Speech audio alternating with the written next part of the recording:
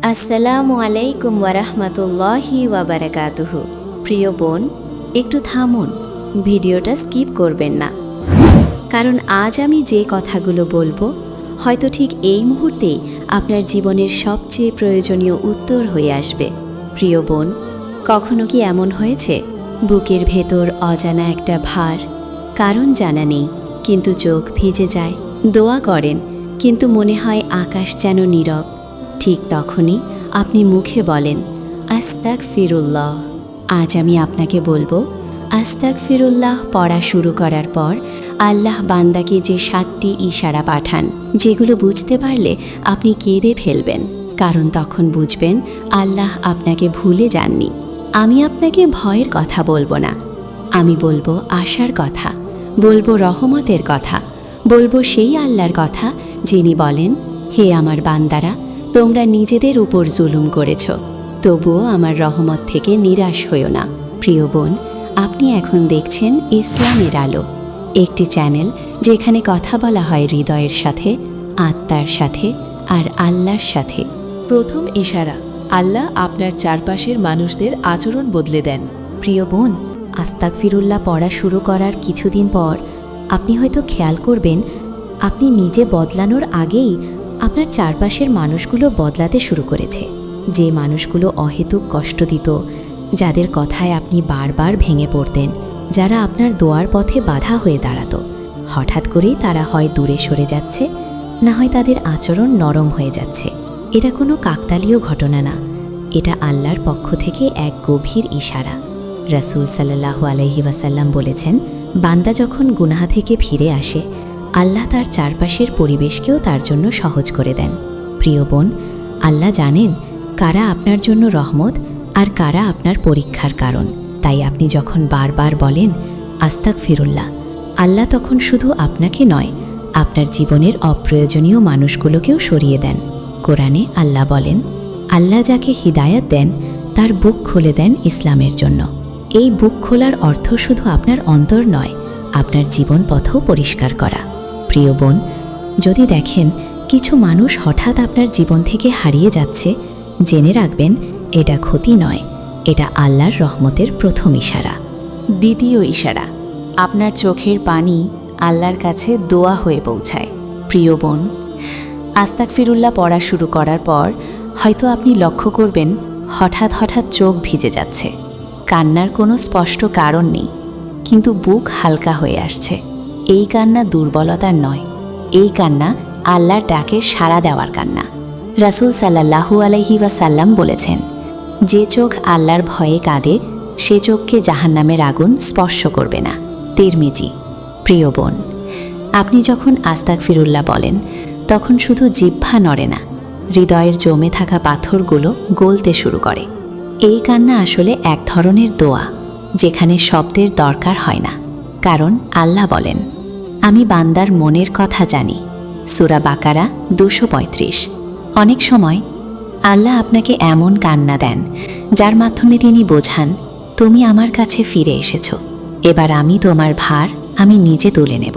প্রিয় বোন, যদি আস্তাগফিরুল্লাহ পড়ার পর আপনার চোখের পানি বেড়ে যায়, ভয় পাবেন না, এটা কষ্টের লক্ষণ নয়, এটা আল্লাহর নিকট কবুল হওয়ার দ্বিতীয় ইশারা। তৃতীয় ইশারা, আল্লাহ আপনার ভেতরের ইচ্ছাগুলোকে ধীরে ধীরে বদলে দেন।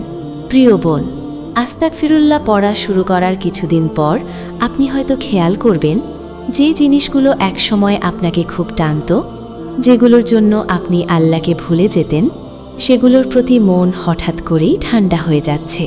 আর আশ্চর্যের বিষয় কি জানেন?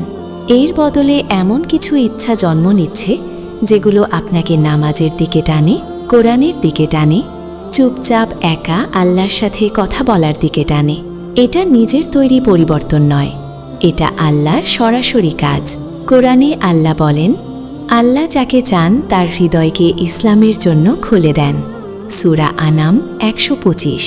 প্রিয় বোন, আস্তাগফিরুল্লাহ শুধু গুনাহ মুছে না, এটা ভেতরের দিক নির্দেশনাও ঠিক করে দেয়। আপনি হয়তো বুঝতেই পারবেন না কখন আপনার মন হারাম থেকে হালালের দিকে ঘুরে গেল, কখন অহেতুক সম্পর্কগুলো ভারী লাগতে শুরু করল, কখন দুনিয়ার মোহ কমে গিয়ে আখিরাতের চিন্তা বেড়ে গেল। এটাই তৃতীয় ইশারা, যখন আল্লাহ নিজ হাতে আপনার ইচ্ছার স্টিয়ারিং ধরে নেন। প্রিয় বোন, যেদিন আপনার মন আর আগের মতো গুনাহে শান্তি পায় না, জেনে রাখবেন সেদিন থেকেই আল্লাহ আপনাকে নিজের দিকে টেনে নিচ্ছেন। চতুর্থ ইশারা, আপনার জীবনে হঠাৎ দোয়ার শব্দ বেড়ে যায়। প্রিয় বোন, আস্তাগফিরুল্লাহ পড়া শুরু করার পর আপনি হয়তো খেয়াল করবেন আপনার মুখে অজান্তেই বারবার দোয়ার শব্দ চলে আসছে। হঠাৎ করে আপনি বলতে শুরু করেন, ইয়া আল্লাহ, আল্লাহ ভরসা, হে আল্লাহ সহজ করে দাও। আগে যেখানে শুধু অভিযোগ ছিল, এখন সেখানে ভরসার ভাষা চলে এসেছে। এটা কোনো অভ্যাসগত পরিবর্তন নয়, এটা আল্লাহর পক্ষ থেকে একটি সূক্ষ্ম ইশারা। রাসূল সাল্লাল্লাহু আলাইহি ওয়াসাল্লাম বলেছেন, আল্লাহ যখন কোনো বান্দার কল্যাণ চান, তাকে দোয়ার তৌফিক দেন। মুসনাদ আহমদ, মর্মার্থ। প্রিয় বোন, মনে রাখবেন, দোয়া করার শক্তি নিজে থেকে আসে না। আল্লাহ না চাইলে কেউ দোয়া করতেই পারে না। কোরআনে আল্লাহ বলেন, তোমরা আমাকে ডাকো, আমি তোমাদের ডাকে সাড়া দেব। সূরা গাফির 60।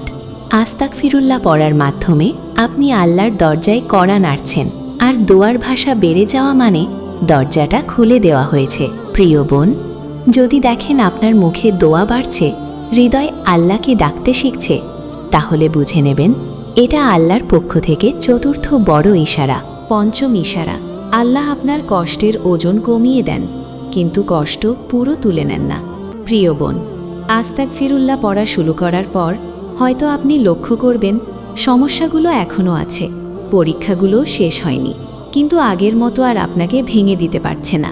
যে কষ্ট একসময় আপনাকে নিঃশ্বাস নিতে দিত না, এখন সেই কষ্ট নিয়েই আপনি দাঁড়িয়ে থাকতে পারছেন। এটা কোনো মানসিক শক্তি নয়, এটা আল্লাহর দেওয়া সহ্য করার শক্তি। কোরআনে আল্লাহ বলেন, আল্লাহ কাউকে তার সামর্থ্যের বাইরে কষ্ট দেন না। সূরা বাকারা 286। প্রিয় বোন, আস্তাগফিরুল্লাহ পড়ার মাধ্যমে আপনি গুনাহ হালকা করেন, আর আল্লাহ আপনার হৃদয়ের ভার হালকা করেন। রাসূল সাল্লাল্লাহু আলাইহি ওয়াসাল্লাম বলেছেন, মুমিনের কোনো কষ্টই বৃথা যায় না। বুখারী, মুসলিম। অনেক সময় আল্লাহ কষ্ট সরিয়ে নেন না, কারণ সেই কষ্টের ভেতর দিয়েই তিনি আপনাকে বড় কিছু দেবার প্রস্তুতি নেন। প্রিয় বোন, যদি দেখেন কষ্ট আছে কিন্তু আপনি ভেঙে পড়ছেন না, চাপ আছে কিন্তু হতাশা নেই, তাহলে জেনে রাখবেন এটা আল্লাহর পক্ষ থেকে পঞ্চম ইশারা। ষষ্ঠ ইশারা, আল্লাহ আপনার নিয়তি ধীরে ধীরে মসৃণ করে দেন। প্রিয় বোন, আপনি হয়তো খেয়াল করবেন আগে যেখানে সব কিছু জটিল মনে হতো, হঠাৎ করেই জীবন কিছুটা মসৃণ মনে হতে শুরু করে। অন্যদের সঙ্গে আপনার সম্পর্ক, কাজের চাপ, দৈনন্দিন সমস্যা সব কিছু যেন ধীরে ধীরে নিজের জায়গায় ঠিক হচ্ছে। এটি কোনো কাকতালীয় পরিবর্তন নয়, এটা আল্লাহ পক্ষ থেকে একটি নিয়তির ইশারা। রাসূল সাল্লাল্লাহু আলাইহি ওয়াসাল্লাম বলেছেন, যে বান্দা আল্লাহর কাছে ফিরে আসে, আল্লাহ তার জীবনকে সহজ করে দেন। কোরআনে আল্লাহ বলেন, যে বান্দা আমাকে ডাকবে, আমি তার জীবনকে সহজ করে দেব। সূরা গাফির 60। প্রিয় বোন, আস্তাগফিরুল্লাহ পড়ার মাধ্যমে আপনি শুধু দোয়া করেন না, আপনার জীবন নিজে নিজেই আল্লাহর ইচ্ছায় চলতে শুরু করে। যেখানে আগে দুঃখের বাধা ছিল, এখন সেখানে আল্লাহ হালকা পথ তৈরি করছেন। যদি দেখেন আগে যেসব ঘটনা আপনার জন্য চ্যালেঞ্জ ছিল, এখন সেই চ্যালেঞ্জগুলো ধীরে ধীরে সহজ হচ্ছে, জেনে রাখুন এটাই আল্লাহর পক্ষ থেকে ষষ্ঠ ইশারা। সপ্তম ইশারা, আল্লাহ আপনার অন্তরের আশা পুনরুজ্জীবিত করেন।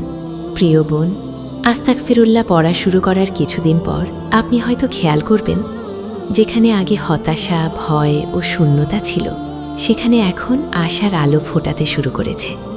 আপনার অন্তরে এক অদ্ভুত শক্তি জাগে, যা বলে সব ঠিক হয়ে যাবে, আল্লাহ দেখছেন। হঠাৎ করে ছোট ছোট বিষয়গুলো আনন্দ দেয়, অসুবিধার মাঝেও স্বস্তি আসে। এটা কোনো স্বাভাবিক মানসিক পরিবর্তন নয়, এটি আল্লাহর পক্ষ থেকে একটি স্পষ্ট ইশারা।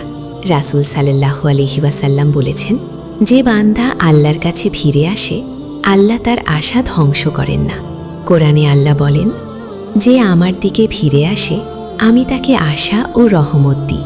প্রিয় বোন, যদি দেখেন হৃদয় আগের মতো হতাশা অনুভব করে না, মন আস্থা ও শান্তি খুঁজছে, চিন্তা কমে আসছে, জেনে রাখুন এটাই সপ্তম ইশারা, যা প্রমাণ করে আল্লাহ আপনাকে কখনো ভুলে যাননি। প্রিয় বোন, আজ আমরা দেখলাম আস্তাগফিরুল্লাহ পড়ার পর আল্লাহ যে 7টি ইশারা পাঠান কতটা আশ্চর্য এবং গভীর তা অনুভব করতে পারলাম। প্রথম ইশারা ছিল আল্লাহ আপনার চারপাশের মানুষদের আচরণ পরিবর্তন করেন। দ্বিতীয়টি, আপনার চোখের পানি আল্লাহর কাছে দোয়া হয়ে পৌঁছায়। তৃতীয়টি, আপনার ইচ্ছা আল্লাহর দিকে টেনে নেয়। চতুর্থটি, দোয়ার শব্দ আপনার মুখে বেড়ে যায়। পঞ্চমটি, আল্লাহ আপনার কষ্টের ভার হালকা করেন। ষষ্ঠটি, জীবনের পথ মসৃণ করতে শুরু করেন। আর সপ্তমটি, আপনার অন্তরে আশা ও বিশ্বাস পুনরুজ্জীবিত হয়। প্রিয় বোন, মনে রাখুন, আপনি যখন আস্তাগফিরুল্লাহ পড়েন, আপনি শুধু গুনাহ মুছে ফেলছেন না, আপনার জীবন আল্লাহ ধীরে ধীরে সাজাচ্ছেন। কষ্ট আছে, সমস্যা আছে, কিন্তু আল্লাহর রহমতে আপনার অন্তরে শান্তি, আশার আলো এবং ধৈর্য আসে। কোরআনে আল্লাহ বলেন, আমি আমার বান্দার কাছে কাছাকাছি আছি, যখন সে আমাকে ডাকবে আমি তার ডাকে সাড়া দেব। প্রিয় বোন, আপনি কখনো হতাশ হবেন না, কারণ আল্লাহ আপনাকে সবসময় দেখছেন। আপনার দোয়া, কান্না এবং আশা সব আল্লাহর কাছে পৌঁছায়। আসুন আমরা প্রতিদিন আস্তাগফিরুল্লাহ বলি।